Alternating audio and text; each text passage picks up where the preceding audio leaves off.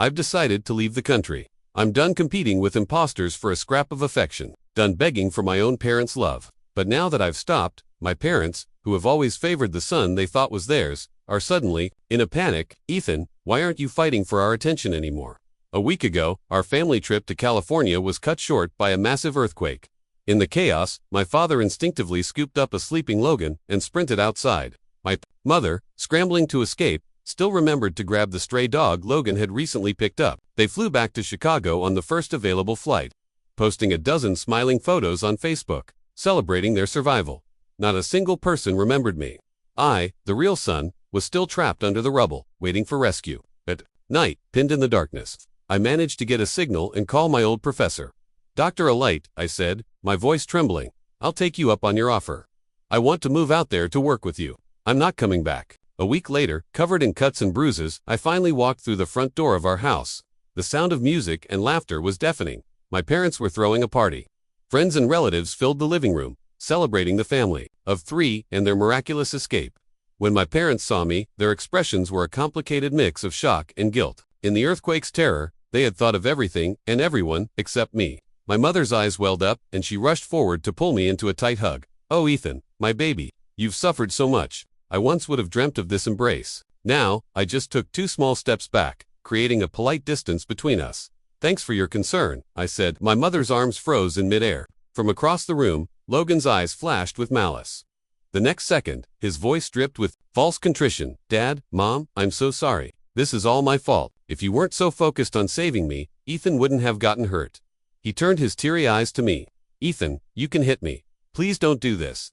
Don't pick today of all days to come back and embarrass Mom and Dad. It's my fault." With just a few words, Logan transformed the flicker of guilt on my father's face into a raging fire. "You deliberately chose today, during this party, to come back," he roared. "You want all our friends and family to think we abuse you, to be so manipulative at your age. You're nothing like a son of mine."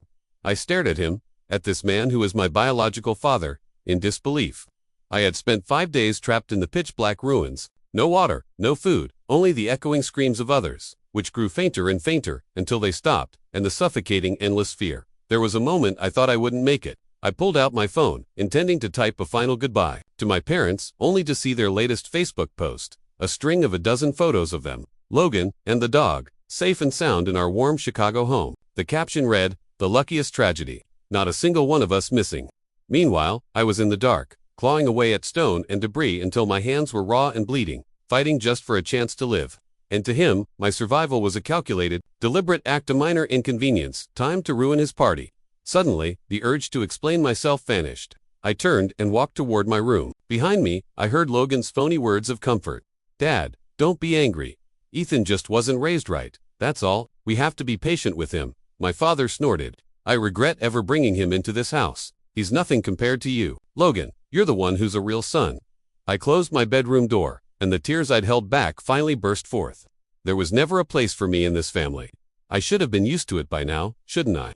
I picked up my phone and called. "My professor, again. Doctor, all right, I'm ready. I could be on a flight in a week. I'm ready to focus on my studies. To settle there, I'm never coming back." The next morning, my mother came into my room, her tone laced with disapproval. "Ethan, you shouldn't have just walked away when your father was talking to you yesterday. It was disrespectful, and you deeply disappointed me." Her words caught in her throat. She'd spotted the clothes I changed out of, now lying in a heap. In the dim light of the party, she hadn't seen them clearly.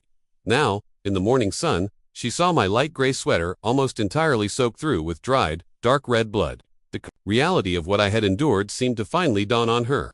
My father walked in behind her and saw the clothes. His lips trembled almost imperceptibly. He opened his mouth. "Ethan, I was so careless. I didn't realize." I stared at the ceiling, my voice ice cold. "Could you please get out? I need to get dressed." They never noticed me. A paper cut on Logan's finger would send them into a panic, rushing him to an urgent care clinic. Meanwhile, the gash on my knee became infected, oozing for days, and they pretended not to see it, or worse, accused me of faking an injury to compete with Logan for their attention. It wasn't carelessness. They just didn't care. Sensing my coldness, a rare flicker of panic crossed their faces. They were used to me being desperate for their approval. Their frantic eyes scanned the living room, landing on the small table by the window where I used to place a fresh sunflower every single day, a gesture they always dismissed as pointless. My father spoke, his voice strained. "Ethan, you haven't put out a sunflower today. How about I drive you to the flower market to pick some out? No thanks. I used to put a flower there every morning, to give myself hope, to remind myself to keep trying to win back their love. Not anymore. I didn't want it anymore. 3 days later was my birthday. It was also Logan's. 23 years ago. In a hospital mix-up, we were swapped at birth. For me, it was the beginning of a 23-year nightmare. Molested by my adoptive father, abused by my adoptive mother. The memories were so sharp, I could barely breathe. My mother wheeled a giant cake into the living room, her face beaming. Spelled out in perfect frosting was a single name, Logan. Mine was nowhere to be seen. The staff set off confetti poppers. My father placed the single, gleaming birthday hat on Logan's head. Happy 23rd birthday, son. We thank our lucky stars for that. Accident 23 years ago. It's how he ended up with such a thoughtful, wonderful son like you. My mother chimed in, it's true. Thank God that nurse made a mistake. It brought you into our lives. We're so grateful to her. A cold dread settled in my stomach. I clenched my fists so hard my nails dug into my palms. The person responsible for my lifelong nightmare was the answer to their prayers. I glanced around at the household staff, all clamoring to give Logan their gifts. These were the same people who had cornered me in the past, whispering warnings. Don't even try to compete with Mr. Logan. Listen up. There's only one young master in this house. To Mr. and Mrs. Cole, you're just a servant with a fancier title. Know your place now.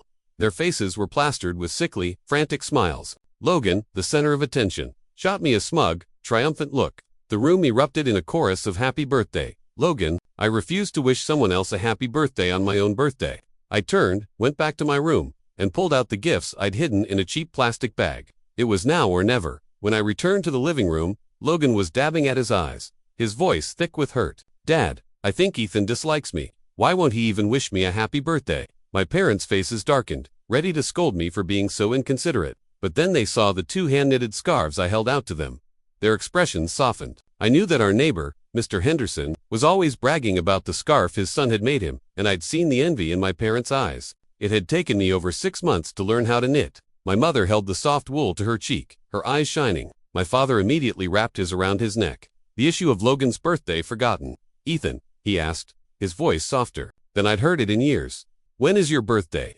We have to get you something you'll really love. It's today, I said. They looked at each other, stunned into silence for a moment. Then my mother forced a laugh. We were just kidding. Ethan, of course, we know it's your birthday today. She hurried out of the room and returned a moment later with a watch box. See, we got this for you. I opened it. The watch was beautiful, but engraved on the back in clear, sharp letters, was the name Logan. This time, I didn't scream or throw a fit like I used to. My silence seemed to unnerve my mother more than any outburst ever had. My father started to look flustered, too. She began rummaging frantically through a cabinet. Ethan, believe me, I really did buy you one. One for each of you boys. She added, afraid I wouldn't believe her. We bought them last month when we all went on that trip abroad. Believe me. My father's face fell. He gave her a subtle kick, and she realized her mistake. Regret and panic flooded her eyes, terrified that she had upset me. So, they had gone on a trip abroad last month. That explained why I'd come home from a weekend class to find the house dark and the doors locked. I held the watch, Logan's reject, in my hand, feeling nothing. It's fine. This one is fine. To make up for it, they bought me a mountain of gifts over the next few days. I took every single item to my office and gave them away to my colleagues as farewell presents. Meanwhile, the earthquake story was all over the news. A freelance cameraman had accidentally captured footage of my desperate escape from the rubble, and the clip had gone viral, trending everywhere. My parents recognized me instantly. They sat in silence for a long time, heads bowed. That evening, they took Logan and me to a 5-star restaurant downtown. My father raised his glass and proceeded to pour whiskey down his throat, one after another. With each glass, he slurred about what a terrible father he'd been. He said he was sorry. He apologized. For a moment, I almost believed him, but as the alcohol flowed, their true motive surfaced. My mother spoke first, her voice tentative. Ethan, you know that all the major media outlets are looking for you, right? She paused. And you know that Logan, well, he's always dreamed of being an actor. So, we were thinking, maybe you could give this opportunity to him.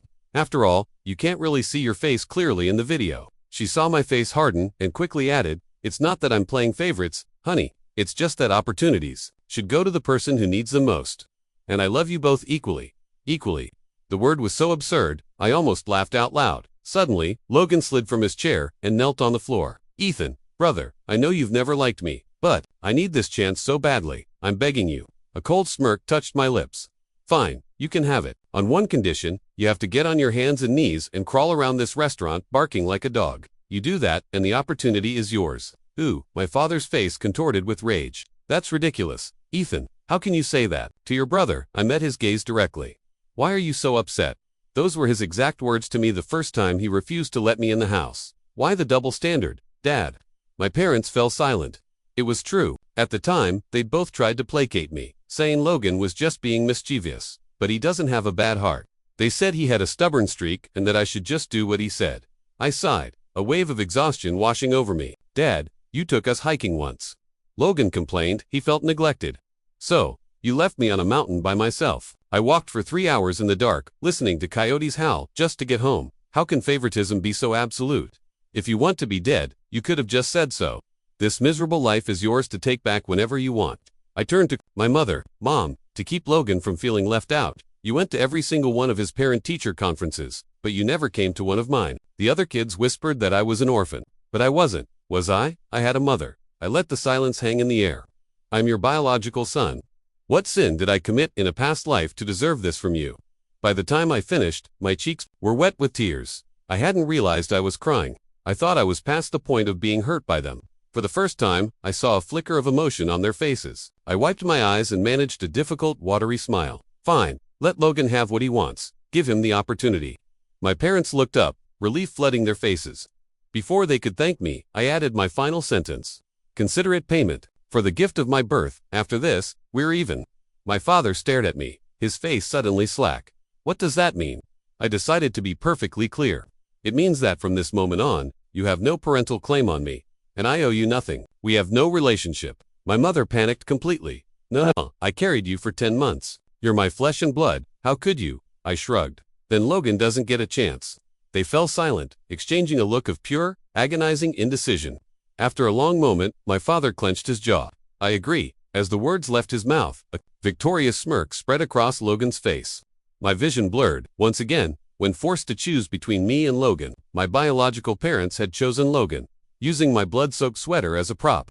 Logan gave a series of heart-wrenching interviews. To the media, the talent agency seized the moment, and offers for television roles started pouring in for him. My parents seemed to think my declaration at the restaurant was just an angry outburst. They began a clumsy, overt campaign to make amends. They went through their Facebook history and deleted all the posts from after the earthquake. They photoshopped my face into their profile picture, a photo of their smiling family of 3. They dragged me out for professional family portraits, hanging oversized prints on their bedroom walls. They swore to me over and over that they would never be biased again, but I remained polite, distant, and utterly indifferent. My previous eagerness to please was gone. With each passing day, they grew more and more frantic.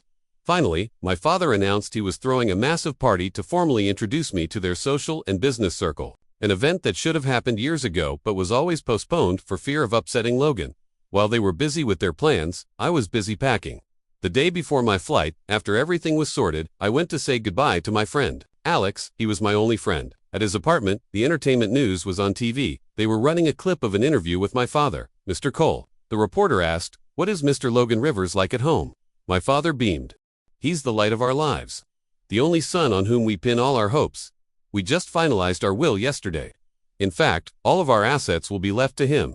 Then he stopped abruptly, his eyes widening in horror as he realized what he just said. On camera, but the bias was so ingrained it seeped out of his pores, even when he tried to hide it. So, I was the biological son, but in the end, I wouldn't get a single penny. The love and the money were both for the adopted son, Logan. With a cold smile, I pulled out my phone and forwarded the video clip to my father. Half an hour later, as Alex was giving me a tearful farewell hug, my phone began ringing incessantly. It was my mother. "Ethan, it's a disaster. Your father's lost it. He's fighting with a reporter. You have to get down here." When I arrived, my father was wrestling with the journalist on the sidewalk, a crowd of onlookers gaping at the spectacle. "I told you I misspoke," my father screamed, his face purple with rage. "And you're still going to air it. Are you deaf? Do you have any idea how serious this is? You bastard, I'll kill you." A few security guards my mother had called finally arrived and pulled him apart. Only then did my father notice me standing there. His expression shifted to one of pure panic. "Ethan, I didn't mean it. It just slipped out, I swear. Please don't be angry." Akita's voice was pleading. "Ethan, trust me one last time. Please don't be angry. Don't leave your mother and me." I stood on the edge of the crowd, watching his pathetic, desperate display.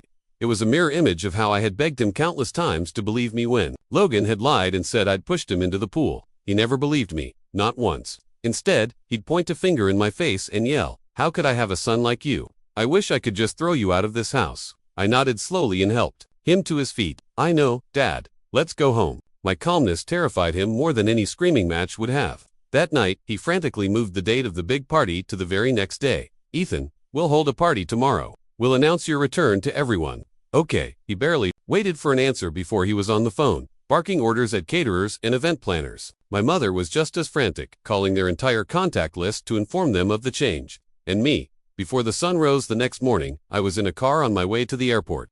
I looked back one last time in the direction of the house. "Dad, Mom, I wish you happiness and I wish you a life without me." As the clock struck 7, my phone began to light up with a relentless barrage of calls. I pressed the power button, holding it down until the screen went black. I put on my mask and earplugs, and for the first time in a long time, I looked forward to what would happen after the plane landed. Hours later, we touched down in Colorado. Professor Albright was there to meet me along with a few of his research students. He was my favorite professor from college, and when I had confided in him about my family situation, he'd wept. Since he and his wife couldn't have children of their own, they had come to see me as a son. When they moved to Colorado to set up a new research institute, they had begged me to come with them. He knew I was miserable, both in my adoptive home and with my biological parents. I got a new SIM card and followed him deep into the mountains to the research facility. The signal was poor, and our only connection to the outside world was a single old television. For weeks, that TV was filled with missing person reports. The missing person was me. There were videos of the famous CEO, Robert Cole, and his wife crying and pleading with their son to come back. "We were wrong. Son, please, just come home. It's dangerous out there. If anything happens to you, how will we live? Ethan, my baby, my mommy, was wrong." My mother cried to the cameras. "I'll never play favorites again, I promise. I'll listen to you. I'll really listen." Journalists and talk show hosts took turns delivering stern rebukes aimed at me. "You only get one family. When you see your parents begging for you to come back like this, even a heart of stone should be moved. You were brought into this world by them. Instead of being grateful, you make them worry like this. It's despicable, hateful, and pathetic." Then Logan, now a rising celebrity, made a tearful appearance. "Ethan, I know you're upset. From now on, if you want something of mine, I won't fight you for it. I'll just give it to you. Please, just come back." He turned to the camera, his eyes glistening. "At home, you always said your adoptive parents were good to you, and it broke Mom and Dad's hearts, and now you're abandoning them over a dispute about the inheritance. Please stop being so stubborn, brother. Come home." I clenched my fists. When I first came back to them, my parents had shown some measure of pity. I cried and told them about the abuse from my adoptive parents. I pulled up my sleeves to show them scars, and they had looked horrified. But Logan had immediately sown discord, insisting I was using a sob story to gain sympathy. He even brought my adoptive parents to our house to prove how well they had treated me. Caught in the middle, with no one to back me up, I had no way to defend myself. And just like that, my parents' misunderstanding of me deepened. In the research center's common room, no one knew the stories were about me. "Wow, even his brother Logan is begging him to come back. This son is a real piece of work," one of the grad students muttered, shaking his head at the screen. "He's either stupid or just plain evil. So, he only came back to get his parents' money. Why would they even bother looking for his son like that?" I lower my eyes, preparing to say nothing. I wasn't going to try to clear my name. I'd learned long ago that at home, no one ever believed my clarifications. I was used to swallowing the lies and accusations. Professor Albright, who had been dishing out dinner, froze. He walked over and smacked each of the students lightly on the head with his chopsticks. "What are you all talking about? The person these scoundrels are looking for is your new colleague." Every head in the room swiveled to look at me. My ingrained instinct was to shrink, to belittle myself, to placate them. But before I could speak, their tune changed completely. "What? If Ethan doesn't want to go back, he must have his reasons. This family is masters of the guilt trip. I've worked with Ethan for a month now. I know what kind of person he is. And that Logan guy, what a passive-aggressive creep. I'm unfollowing them right now. And those reporters are trash. They'll say whatever they're paid to. Ethan, don't you go back there. They'll never find you here. Damn it, what a bunch of garbage." And I actually thought their pleas were sincere. They make my friend one of the kindest, most decent people. I know, sound like a monster, unbelievable. I turned my back to them, letting my tears fall silently into my bowl of rice. For the first time in 23 years, someone was defending me. Life in the mountains was tough, but it was infinitely better than the life I had left behind. The missing person reports ran on TV for a solid month.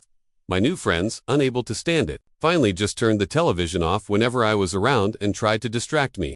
I thought this peaceful, supportive atmosphere could last forever. But 6 months later, my parents found me. They showed up carrying bags and boxes of supplies, and the moment they saw me, they burst into tears. "Ethan, you're so thin. Please come home with us, son. Are you cold here? Are you eating enough? Ethan, you changed your number. We had no way to find you. We called dozens of friends, searched for half a year. We just found out you were here. Please, son, come home with us." I took 2 steps back, putting space between us. "Mr. Cole, Mrs. Cole, we already severed our relationship." I paused. "Do I need to remind you that your son Logan is a huge star now? You should be keeping your promises." Tam. Their eyes widened and they stammered, trying to find the words. Just then, Professor Albright spotted us and came jogging over, pulling me into a protective embrace. "What are you people doing here?" he demanded.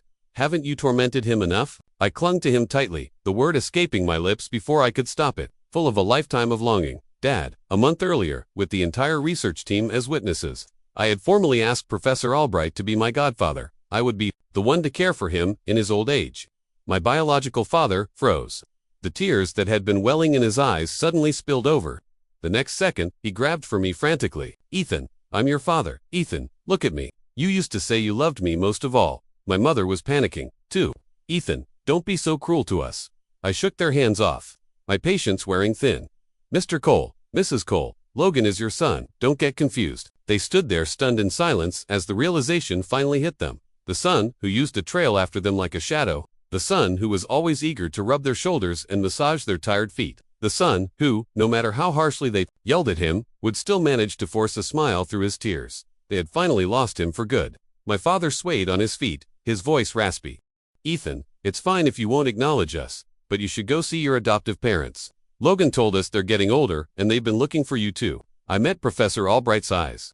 He understood what I was thinking and nodded. "At me go. The work here isn't urgent. I'll give you a month off." "Okay." I flew back to the States with him. All the filth they made me swallow, I was about to spit it right back out. On the plane, they misunderstood my motives.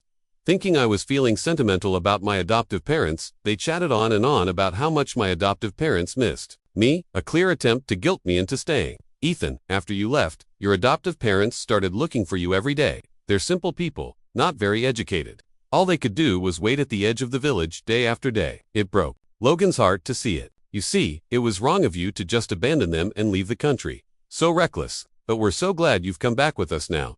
Ethan, you've finally grown up. You're no longer that little boy who only knew how to fight with Logan for attention." I found it all so irritating that I just put in my earbuds. After the plane landed, they were about to excitedly call my adoptive parents, but I stopped them. I hailed a nondescript cab and gave the driver the address to my old home. During the ride, I glanced at my phone. The internet was still full of articles calling me an ungrateful monster. The narrative, bolstered by my adoptive parents' tearful on-air interviews, had reached a fever pitch. When my adoptive mother saw me, her demeanor was nothing like the gentle, heartbroken woman from the interviews. Her face twisted into a vicious sneer, and she grabbed a broom and swung it at me. "You curse. What are you doing here? Get out." My parents, standing beside me, were stunned by the scene. My father instinctively moved to block the blow. "What are you doing, hitting him?" he yelled. My parents were wearing face masks, so my adoptive mother, Brenda, didn't recognize them. She just assumed they were a couple of my colleagues. She spat viciously in my father's direction. "I'll hit him however I damn well please. What's it to you?" She tilted her head back, her voice dripping with smug cruelty. "What, you feel sorry? For him, I've been beating him since he was a kid.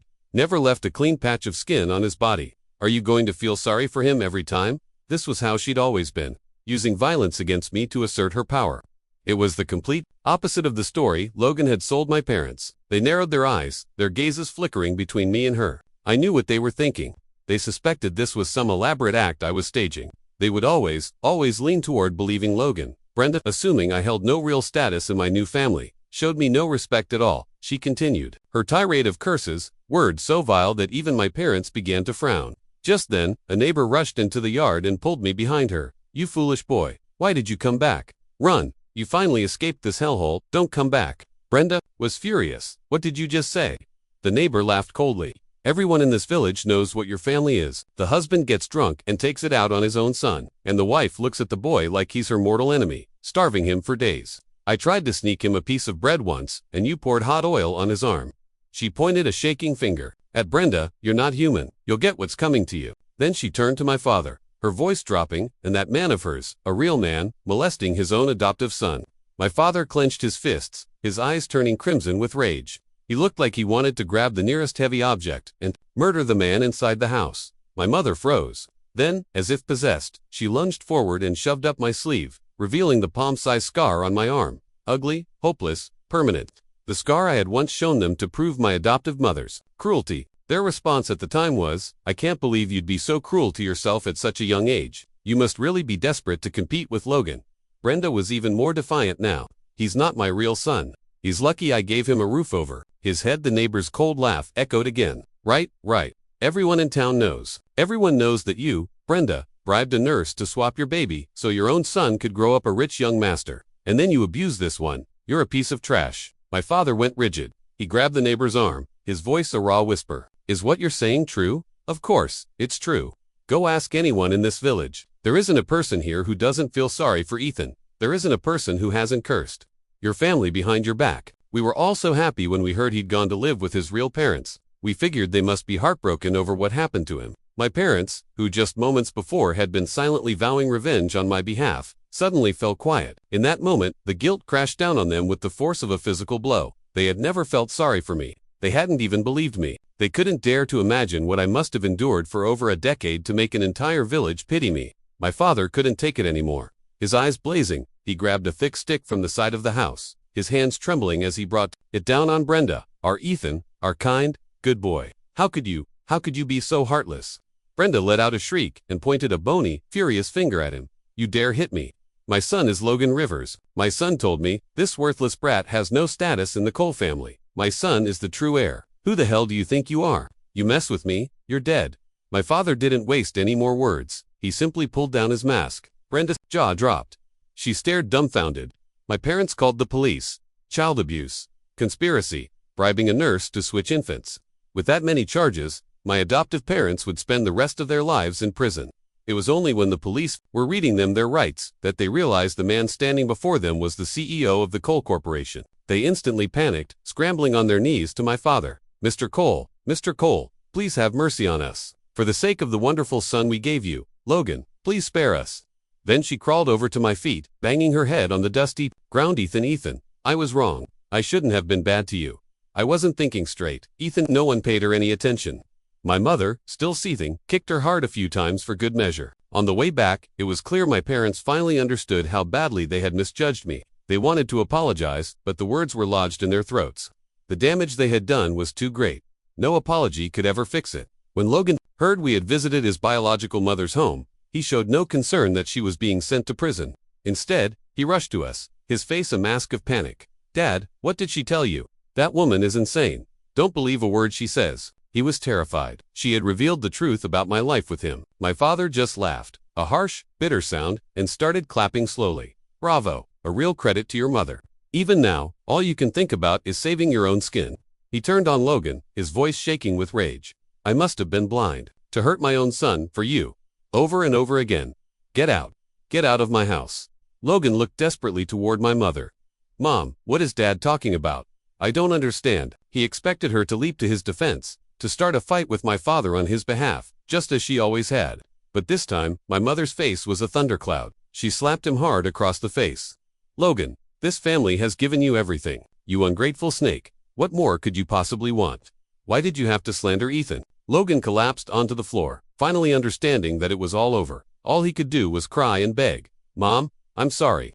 I just love you both so much. I was so scared Ethan would take your love away from me. I'm sorry." He looked up at her, tears streaming down his face. "Ethan is your real son. He at least has that blood connection, but I have nothing. I was so scared. Mom, please forgive me, please."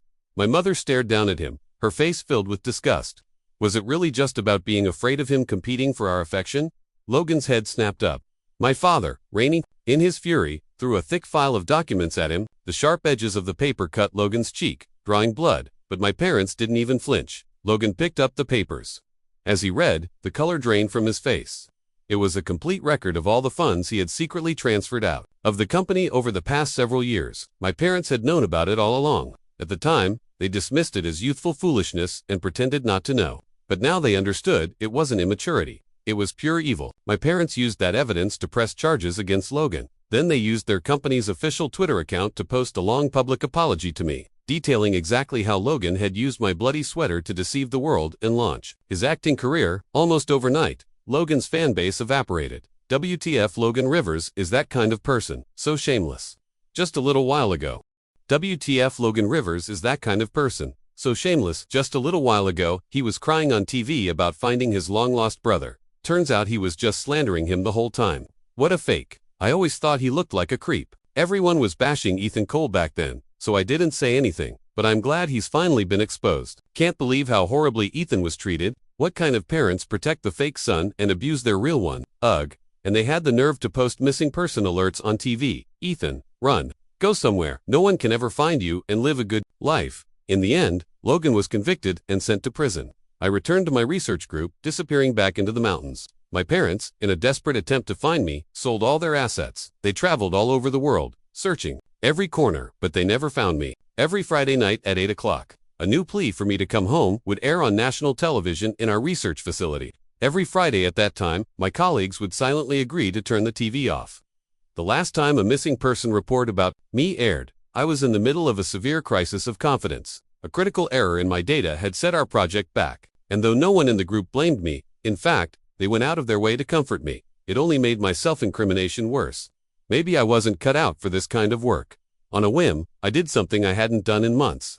I turned on the television. On the screen, my parents looked much older. Their hair was streaked with gray, and their faces were etched with weariness. Ethan, my father said, looking directly into the camera, your mother and I no longer expect your forgiveness. We only ask that you be good to yourself and the life you lead from now on.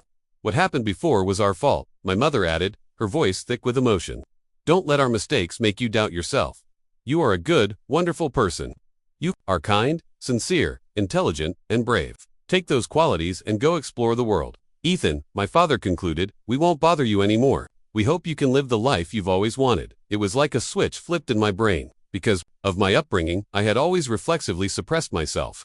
I believed my adoptive mother didn't love me because I was flawed. I believed my biological parents didn't love me because I was flawed. I was trapped in a vicious cycle of self-doubt, the first one to give up on myself whenever I faced a challenge. But it wasn't my fault. Some things were never my fault. I turned around, walked back to the lab, and started the experiment over from scratch. This time, I succeeded. Tears of joy and relief streamed down my face. I hesitated, my thumb hovering over my phone, wondering if I should send my parents a text to thank them. Just then, my phone, which rarely had a signal, buzzed with a news alert. Nation mourns as catastrophic earthquake hits Chicago. My heart leaped into my throat. I clicked on the link. The epicenter was right in the heart of the city.